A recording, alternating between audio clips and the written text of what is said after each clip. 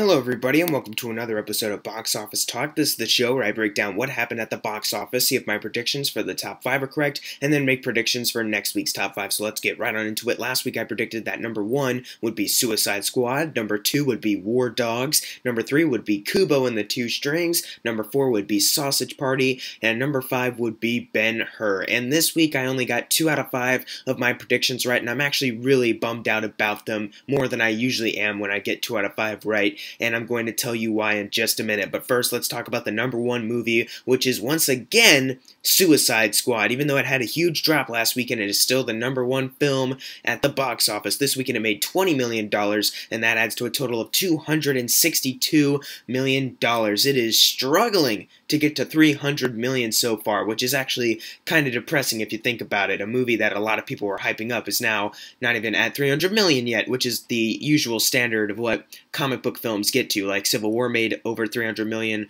earlier this year, Deadpool made over $300 million this year, Batman vs. Superman made over $300 this year, but then again, Batman vs. Superman also took a long time, so that's no surprise either. I'm just, Suicide Squad, it's hard to keep talking about this movie because of how bummed out I was about it when it released. So is it alright if I just move on? I think I'm just going to move on. I've said enough about the movie. I don't think I need to bring up any controversy in the news about Jared Leto telling Warner Brothers to go F themselves. So let's just move on to number 2 being Sausage Party. This weekend it made $15 million, and that adds to a total of $65 million. That is very good for this film. More people are going out to see it, which is terrific. But it is kind of disappointing that this animated film made more money this weekend than another animated film that got released. I'll just leave it at that until I get to the number 4 spot. Anyways, yeah, Sausage Party, good on ya, even though apparently the animators were really mistreated during the production by the directors. If that's true, then that's deplorable. But hey, the product still turned out good, so hey, at least you still got that. Number 3 was War Dogs, the new Todd Phillips movie. It's starring Miles Teller and Jonah Hill. This weekend it made $14 million. Now, this is a little lower than most Todd Phillips movies open up with, even though it's mainly just the Hangover movies that got him a lot of money on the opening weekends. War Dogs is doing okay as far as comedies go for opening weekends. I don't think it'll have any trouble getting its budget of $40 million back. It's just probably not going to be the big summer blockbuster, or late summer blockbuster, I should say, since it is August, that maybe the studio wanted it to be. But still, I've heard some good things about it. I've heard some okay, bad things about it. I still haven't seen the movie yet because I saw one bad film this weekend and a really good film. That really good film being at the number 4 spot, which I will talk about right now. Kubo and the Two Strings. Unfortunately, got only $12 million this weekend, and this is on a budget of $60 million. The budget for all of Laika's previous films, and now Kubo and the Two Strings,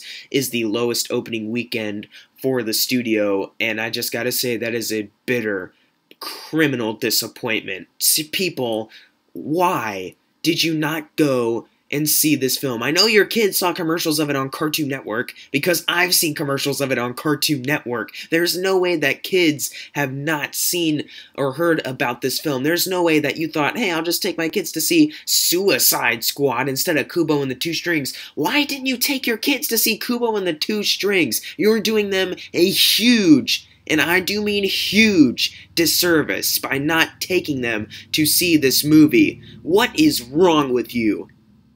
And that is my rant on the people that did not go see Kubo and the Two Strings this weekend. If you have not seen Kubo yet, please do it now before it leaves theaters. Just go see it. It's worth it. I don't know why more people didn't go see it. I'm really sad about that. And number 5 is a movie I'm not as sad about because I saw it. It's not very good. Ben-Hur. This weekend it made $11,350,000, which to the studio is a disappointment because it's on a budget of $100 million, but for people like me who actually saw the film, not really, because I did see it today actually, and it's pretty bad. I'll elaborate more on the review, but let's just say that 1959 version, yeah, that's still the superior adaptation of Ben-Hur, so I'll just leave it at that, and this movie kind of spits in the face of that film. Moving on. Number 6 was Pete's Dragon. This weekend it made $11,331,000, and that adds to a total of $42 million. Not horrible. It's $23 million away from its $65 million budget. Will it get there? I think it'll get close, and then like maybe $60 million. I think worldwide it probably has already crossed it, and if it hasn't, then it will eventually. Kind of disappointing that this movie didn't make more, because it actually is a very heartwarming film. Kind of like the BFG. The BFG didn't do terrific at the box office, and now Peach Dragon isn't either. And also Kubo and the Two Strings is not doing terrific either. I mean, parents, first the BFG, and then Peach Dragon, and now Kubo and the Two Strings. What are you taking your kids to see? It better not be the number 7 film, which is Bad Moms, which obviously you won't take your kids to see that, but I'm just saying, why aren't you taking your kids to see these good family films, you monsters? But anyways, number 7 was Bad Moms, that movie I made a 27-minute rant about. If you want to check that out, it is still on my channel. It's not going anywhere. It made $8 million this weekend, and that adds to a total of $85 million, and it quadrupled its $20 million budget, which is too much money, extremely too much money for this film. I've already wasted all my energy talking about it in that rant that I mentioned, so if you want to go check that out, want to know my full thoughts on the movie, you can. I'm just not going to do it here, because I pretty much said everything I need to say about that movie. I don't need to bring it up anymore until near the end of the year. Anyways, number 8 is Jason Bourne. This weekend it made $7 million, and that adds to a total of $140 million, which is good. It made $20 million more than its $120 million budget. Very good for this film, even though I do wish it would make more money. I'm just glad that it actually did make as much money as it did.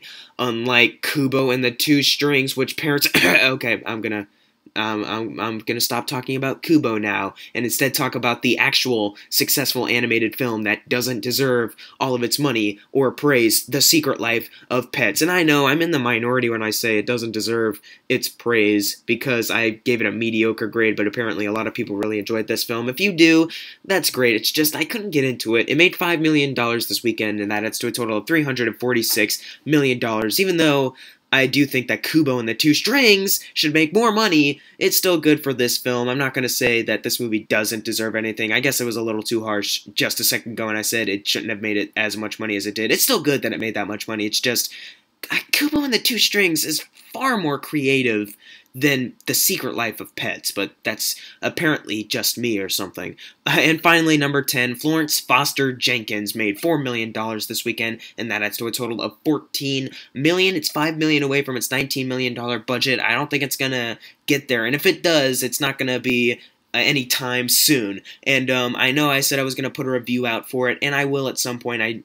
Since I just saw Ben-Hur today, I'm going to have to review that movie first, then I'll do Florence Foster Jenkins. Don't you worry, guys. And now it's time for the fun part, the predictions for next week's top 5. Now I'm going to predict that number 1 will be Don't Breathe. I think since Suicide Squad, I think it's died down a little bit. I think this movie is going to have a lot of people's attention. I think Don't Breathe is going to really make a lot of money. Then I'm going to say number 2 is Mechanic Resurrection, even though I don't think that many people saw the first Mechanic film from 2011. In fact, I haven't either. But since it is an action movie and Jason Statham's in it, I think there are some people out there that would be like, you know, we already seen Suicide Squad. There's probably nothing else out. Let's go see that. I think it'll make enough to get the number 2 spot. Then I'm going to say number 3 is Hands of Stone. I really don't know that much about this movie, but apparently it has a theatrical release date next weekend. So since I just saw a commercial of it today too, I think it'll probably get the number 3 spot. Since Suicide Squad is probably going to drop to like maybe 10 million next weekend, I think these movies will have a chance to beat it. Then I'm going to say number 4 is Suicide Squad, and number 5 will be Sausage Party. But what are your predictions for next week's top 5? Leave them in the comments below. And if you got your predictions right, you're going to get a shout out right now. Unless you didn't get it right, then whoops. And as always, thank you guys for watching. Make sure to subscribe. I'm Jackson Fulcher. See you guys next time.